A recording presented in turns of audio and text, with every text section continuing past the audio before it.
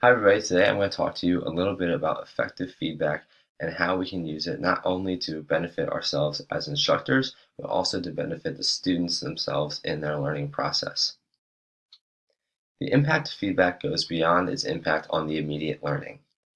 It encourages critical thinking, and it also produces long-term effects such as nurturing self-awareness, responsibility, and self-regulation for the students. Characteristics of effective feedback include directing the attention towards the intended learning. It occurs during learning while there's still time to act on it. It addresses partial understanding, and it limits feedback for the students as well. Though effective feedback has a lot of beneficial results, giving the feedback does not cause the improvement.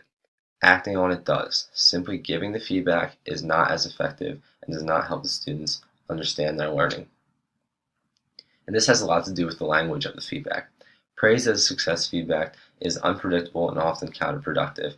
It doesn't keep the focus on the learning, it moves that focus away from the learning and onto what the teachers think of the students instead. And this has a lot to do with what Dweck calls the growth versus fixed mindset. The growth mindset, the students will learn from the feedback and the criticism and take it and apply it to their learning to be more successful, while a fixed mindset is focused on simply pleasing the teacher. And we have to remove that stigma. We do not want students to be asking, is this what you want? We want the students to be applying this for their learning so that they are better students in the long run. If they are asking this question, they may have internalized the formula that quality equals pleasing the teacher. And this has a lot to do with the motivation, going off of the growth and fixed mindset. If a student has a growth mindset, they are more likely to be motivated because they want to be a better student and they want to have a positive impact on their learning. Intervention feedback identifies the areas in need of improvement and provides enough information so that students understand what to do next in order to reach that final product that the feedback addresses in the first place. Feedback occurs during learning. There's still time to act on it at this point. Feedback can show students that mistakes are not a negative part of learning. Mistakes help you grow. And that's what we want students to know from those mistakes. It addresses partial understanding.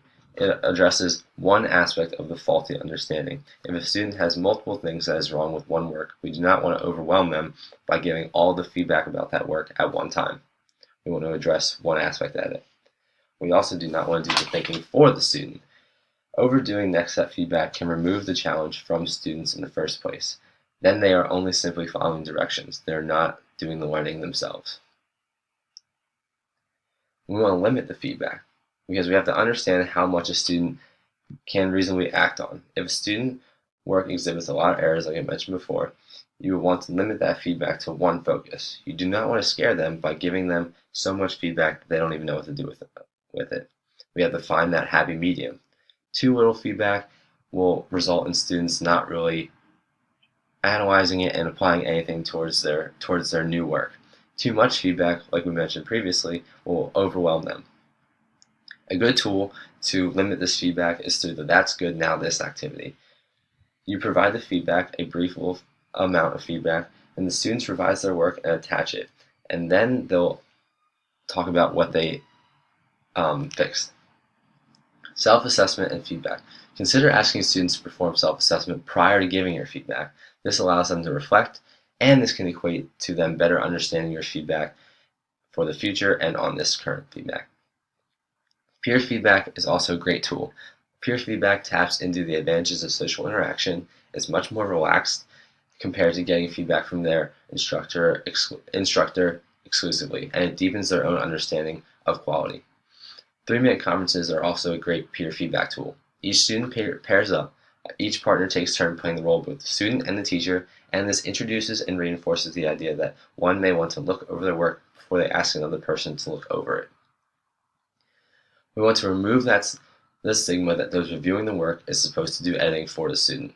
You have to check it yourself first. This is applying the life beyond school technique, because in the real world, students need to understand that people will not do this editing for you. We have to ensure that each student has found all the errors that they can first before having a peer look at it. Solo editing will then transition into peer editing. At the heart of learning is having students see their work as an opportunity to improve. Effective feedback can help students build a hopeful vision. Reteaching is more often than not necessary in some type of way for the students to have a good amount of learning.